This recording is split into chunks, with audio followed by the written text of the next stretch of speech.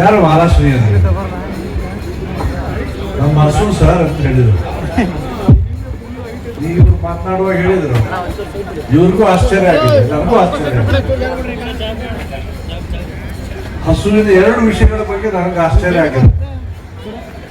ಒಂದು, ನಮ್ಮ ಸಂತೋಷ ಮಾಡ್ತಾ ಇರ್ತಕ್ಕಂಥ, ಅವನೇ ಸಾಕಿರ್ತಕ್ಕಂಥ ಮಹಾರಾಷ್ಟ್ರಿಗೆ ಶ್ರೀಮಂತತನ ಮಾಡ್ತಾ ಇದ್ದಾರೆ. ಸಾಮಾನ್ಯವಾಗಿ ಹೆಣ್ಮಕ್ಳಿಗೆ ಗರ್ಭಿಣಿಯರಾದಾಗ ಮಾಡುವಂತ ಕಾರ್ಯ ಇದೆ.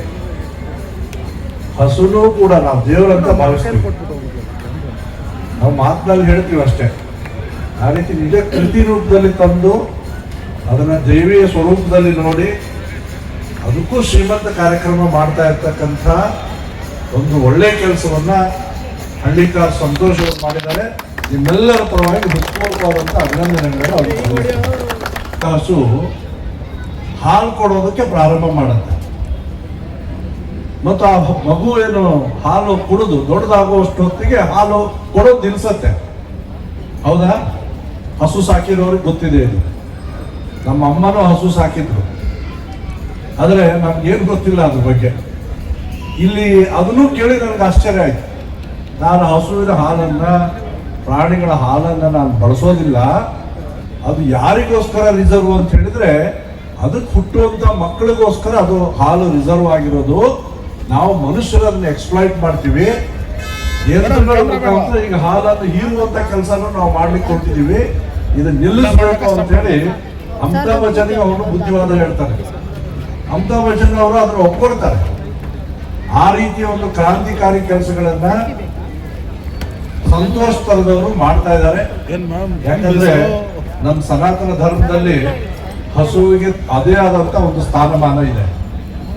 ಅದು 33 ಕೋಟಿ ದೇವರುಗಳ ವಾಸ ಅಂತ ಹೇಳಿದ್ರೆ ಹಸುವಿನಲ್ಲಿ ಅಂತ ನಾವು ಹಿಂದೂಗಳು ಭಾವಿಸ್ತೀವಿ.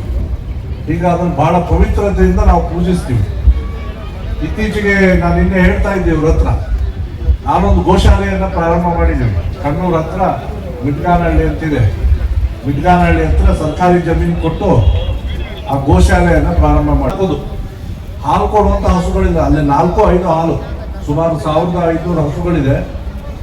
ಅದ್ರಲ್ಲಿ 4-5 ಹಾಲು ಕೊಡುವಂತ ಹಸುಗಳಿದಾವೆ. ಅದರಲ್ಲಿ ಒಬ್ರು ಸ್ವಾಮೀಜಿ ಬಂದು ಅದನ್ನ ಪೂರ್ಣ ನೋಡ್ಕೊಳ್ಳುವಂತ ಕೆಲಸ ಮಾಡ್ತಾ ಇದ್ದಾರೆ. ಅಲ್ಲಿ ಇತ್ತೀಚೆಗೆ ಬೆಂಕಿ ಹಚ್ಚಿಬಿಟ್ಟಿದ್ರು ಯಾರು. ಸೊ ಇಡೀ ಸಮಾಜ ಒಂದಾಗಿ ನಿಂತು ಆ ಹಸುಗಳ ರಕ್ಷಣೆ ಮಾಡೋದ್ರ ಜೊತೆಗೆ, ಮುಂಚೆ ಬೆಂಕಿ ಹಚ್ಚೋಕ್ಕಿಂತ ಮುಂಚೆ ಹೆಂಗಿತ್ತಲ್ಲ ಗೋಶಾಲೆ, ಅದಕ್ಕಿಂತ ಬಹಳ ಚೆನ್ನಾಗಿ ಇವತ್ತು ಬರ್ತಾ ಇದೆ. ಸೊ ಹಾಗಾಗಿ ನಮ್ಮ ಧರ್ಮದಲ್ಲಿ ಈ ರೀತಿಯ ಸತ್ಕಾರ್ಯಗಳನ್ನು ಮಾಡುವಂತ ಸ್ವಭಾವದವ್ರು ಬಹಳ ಜನ ಇದ್ದಾರೆ. ಸಹಾಯ ಮಾಡ್ಬೋದು, ಆದ್ರೆ ಅದನ್ನು ಮೇಂಟೈನ್ ಮಾಡೋದಿದೆಯಲ್ಲ, ಅದು ಸಂತೋಷ್ ತರದವರೇ ಮಾಡ್ಲಿಕ್ಕೆ ಸಾಧ್ಯ. ಹಳ್ಳಿಕಾರ್ ಸಂಸ್ಕೃತಿ ಇರ್ತಕ್ಕಂಥ ಹಸುಗಳು, ಆ ಸಂಸ್ಕೃತಿ ಭಾರತೀಯ ಸಂಸ್ಕೃತಿ. ಹಳ್ಳಿ ಕಾರ್ ಅಂದ್ರೆ ಏನು? ಕಾರ್ ಅಂದ್ರೆ ಏನು? ನಾವು ಓಡಾಡ್ತಾ ಇದೀವಲ್ಲ ಕಾರ್. ಹಳ್ಳಿ ಕಾರ್ ಅಂದ್ರೆ ರಥ ಅಂದ್ರೆ ಬಂಡಿ ಕಟ್ಕೊಂಡು ಹೋಗ್ತಿದ್ವಲ್ಲ, ಬಂಡಿ ರಸ್ತೆ ಅಂತಿದ್ರು ಮುಂಚೆ, ಗೊತ್ತಾ? ಕಾಲ್ ರಸ್ತೆ, ಬಂಡಿ ರಸ್ತೆ. ಬಡಗೇರಿನಲ್ಲಿ ಇದ್ದಿದ್ದೆ ನಾವು. ಕಾಲ್ ರಸ್ತೆ ಇತ್ತ, ಬಂಡಿ ರಸ್ತೆ ಇತ್ತ? ಬಂಡಿ ರೋಡ, ಬಂಡಿ ಓಡಾಡ್ತಾ ಇರುವಂತ ರೋಡು. ಈಗೆಲ್ಲ ಇತ್ತೀಚೆಗೆ 21ನೇ ಶತಮಾನಕ್ಕೆ ಹೋಗ್ಬಿಟ್ಟಿದ್ವಿ.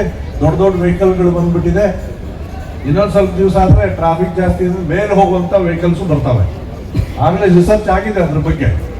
ಸೊ ಅಂತ ಒಂದು ಪರಿಸ್ಥಿತಿ ಇದೆ, ಅದು ಬೇರೆ ಬಿಡಿ. ಸೊ ಹಳ್ಳಿಗಳಲ್ಲಿ ಓಡಾಡ್ತಾ ಇದ್ರು ಮುಂಚೆ ಅಂತ ಹೇಳಿದ್ರೆ ಬಂಡಿ ಕಟ್ಕೊಂಡು ಹೋಗ್ತಾ ಇದ್ರು.